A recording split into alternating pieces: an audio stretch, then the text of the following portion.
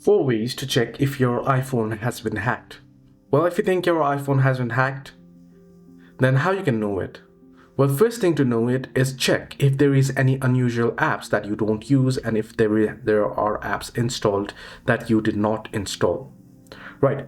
The second is the battery drainage. You want to look for unusual battery drainage. If your battery is draining quite quickly, then that might be the reason as well. So you might want to look out for it.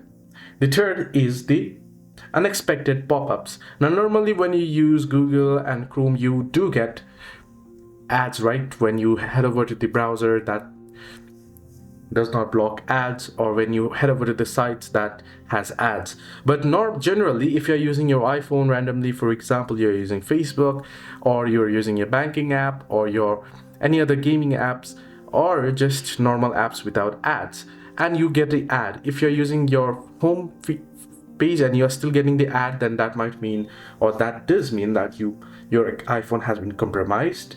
Similarly, you also want to look for system behaviors as well. So hope this video was helpful. To like and subscribe.